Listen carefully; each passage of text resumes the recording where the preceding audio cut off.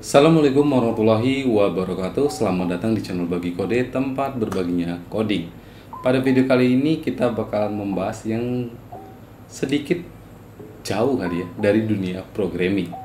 Ya, buat kalian penasaran, langsung aja kita mulai videonya.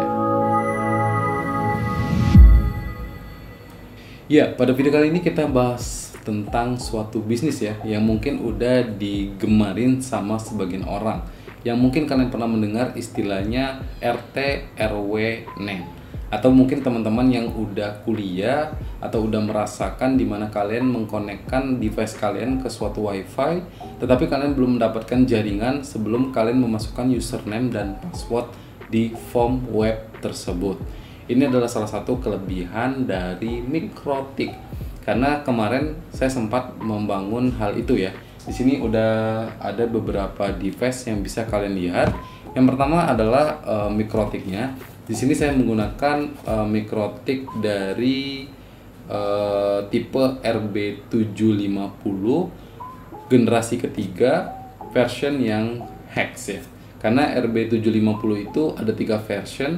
Yang pertama adalah hex aja, yang kedua hex lite, yang ketiga hex poe lite kalau nggak salah ya. Mungkin nanti kita bakal masukin di deskripsi untuk websitenya biar teman-teman jauh lebih paham. Nah, device ini dikira rasa cukup untuk memenuhi kebutuhan saya ya, karena di sini sebenarnya saya ingin membuat sebuah wifi pemancar gitu ya, yang membagikan kepada teman-teman yang ada di daerah saya yang mungkin mereka membutuhkan internet. Nah, makanya saya butuh Mikrotik ini. Saya punya ESP dengan bandwidth 20 MB, jadi dirasa cukup lah. Nanti 10 MB nya buat di rumah, 10 MB nya kita bagi-bagiin untuk daerah sekitar. Nah, sebelum kita masuk ke lebih dalam lagi, saya bakal menjabarkan beberapa hal yang mungkin harus kalian pahami terlebih dahulu. Ya, seperti yang saya sebutkan tadi, kecepatan internet saya 10 MB. Jadi ini adalah syarat pertama ya yang harus kalian penuhi. Memiliki ISP provider, entah itu dari mana. Mau IndiHome, mau apapun itu bisa aja untuk kalian gunakan. Yang kedua adalah modemnya. Kalau kalian udah pilih kayak IndiHome tadi, otomatis kalian pasti bakal mendapatkan modem secara gratis ya, sebenarnya pinjaman ya. Nah, kalau udah punya, jadi ini udah cukup. Yang ketiga adalah Mikrotiknya ya, seperti sudah saya bilang, saya menggunakan Mikrotik RB750 yang saya rasa cukup untuk menghandle mungkin 100 orang kali ya. Selanjutnya adalah untuk menghubungkan Mikrotik ke device kita butuh yang namanya software Winbox. Walaupun Mikrotik ini sebenarnya bisa diakses lewat web browser, tapi saya menyarankan teman-teman untuk menggunakan Winbox. Nah, buat teman-teman yang menggunakan Linux atau Mac OS, kalian harus install Wine terlebih dahulu untuk menjalankan aplikasi Windows. Selanjutnya adalah kabelnya. Nah, di sini saya menggunakan kabel dari brand EasyNet. Di sini saya punya ada 3 ya sebenarnya, tapi ini udah saya pakai, jadi tinggal 1 sisanya. Dimana saya membeli yang ukuran ini 1,5 untuk PC ke Mikrotik, terus 1,5 lagi untuk Mikrotik ke modem ISP tadi, dan 10 meter untuk access point. Nah, access pointnya adalah ini. Sebenarnya ini adalah mungkin teman-teman taunya ini adalah router ya.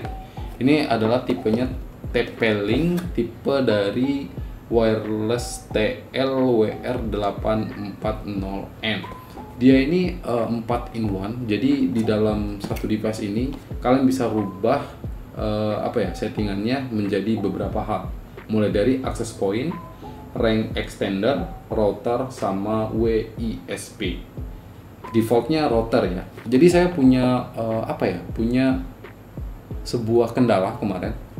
Udah selesai nyeting hotspot Mikrotiknya, tetapi di usernya itu ketika kita gunain login di device ya, saya login lewat device laptop itu sukses. Anehnya ketika saya menggunakan username sama lewat handphone itu juga sukses. Nah, problem ini ternyata solve kalau kalian mengubah ini tadi, menjadi tipe access point. Dan jangan panik kalau kalian udah atur sedemikian rupa ya saat di router, seperti saya kemarin, saya udah rubah namanya, udah rubah passwordnya, dan ternyata ketika saya bikin jadi access point itu balik lagi ke awal. Nah, kalian harus lihat di belakangnya untuk password dan USD-nya. Jadi dia bakalan balik ke default lagi. Tadinya saya kira wireless-nya hilang ya, karena kan udah saya rubah tuh TP-Link Home gitu ya, tiba-tiba hilang, nggak ada TP-Link Home, dia balik lagi jadi TP-Link sesuai versinya ini.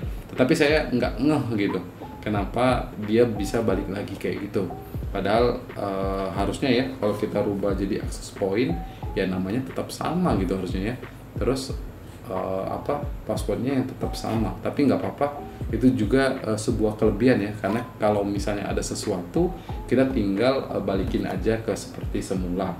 Nah, ini kecepatannya 300 MB ya, kemudian antenanya 5 dBi, nggak terlalu luas tapi saya rasa cukup untuk sementara. Terus ini juga kalian bisa akses lewat aplikasinya ya. Jadi di sini ada sebenarnya kalau saya lewat browser ya, tapi di sini sudah disediain aplikasi untuk Android dan juga iOS. Nah, buat teman-teman yang mungkin penasaran ya dengan settingan yang saya lakuin, saya mengambil tutorial dari Mikrotik Indonesia. Cuman kalau teman-teman pengen tahu dari apa yang saya lakuin, nanti mungkin teman-teman bisa komen di bawah biar saya bikin tutorialnya versi saya gitu ya. Jadi itu aja sih beberapa device yang kalian butuhkan kalau kalian ingin buka bisnis RT RW net.